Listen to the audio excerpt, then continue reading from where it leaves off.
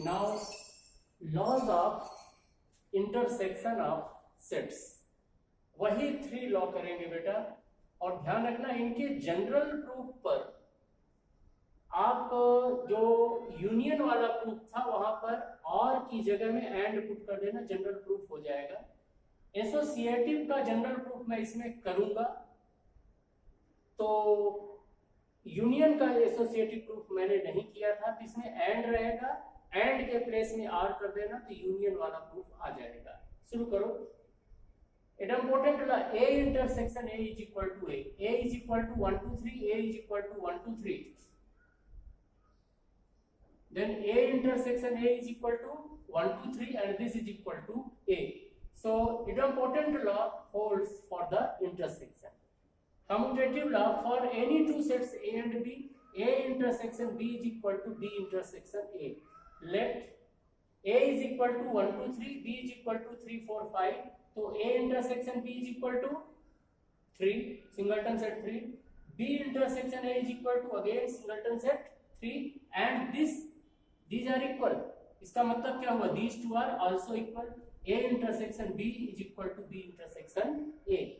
Third, associative for 3 sets A, B and C, A intersection B intersection C is equal to A intersection B intersection C.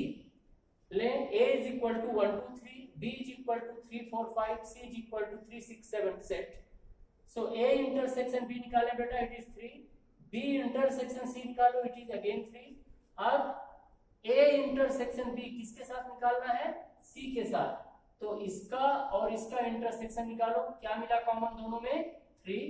फिर इसमें क्या करना है, A का intersection निकालना है B इंटरसेक्शन C के साथ, so this is A and this is B intersection C। What is common in both?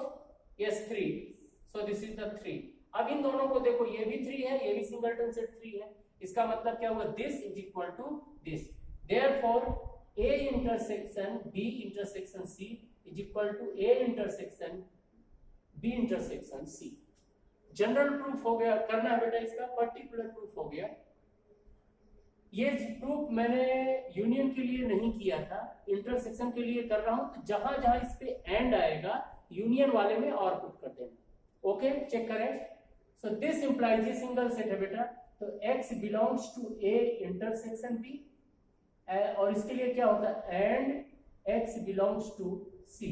Bracket open कर दो बेटा, इसका मतलब क्या हुआ, X belongs to A and X belongs to B and X belongs to C। अब इन दोनों को एक साथ कर दो, लिख सकते हैं ना, X belongs to A and तीनों में एंड है बेटा, नो प्रॉब्लम, इसको ऐसा भी हम लिख सकते हैं, X belongs to B and X belongs to C। इसको एक साथ करो। What is the meaning of this sentence, X belongs to A and what is the meaning of this, X belongs to B intersection C? It means X belongs to A and X belongs to B intersection C means what, X belongs to A intersection B intersection C। Clear, इससे क्या मिल गया, therefore A intersection B intersection C का X element था, इसका मिल गया, so it is the subset of A intersection B intersection C। This is number 1। और अगर यहां से फिर लेके शुरू कर दो उल्टा, स्टार्ट फ्रॉम दिस प्लेस, आप स्टेप बना सकते हो या डायरेक्ट ऐसे रो बना देना, दिस स्टेप फिर this step then this this this and this step then this step then this will reach here। इसका मतलब क्या हुआ, also A intersection B intersection C is subset of A intersection B intersection C। Number 2, so from 1 and 2 what thing we can conclude, this is subset of this and this is subset of this, means both are equal, therefore A intersection B intersection C is equal to A intersection B intersection C, hence proved।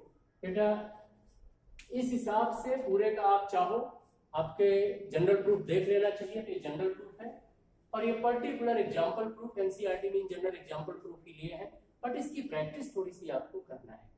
I think laws of union and intersection आपके समझ में आ गया होगा। Next video पर मैं आपको complement of sets के बारे में बताऊंगा एंड डी मॉर्गन्स लॉ।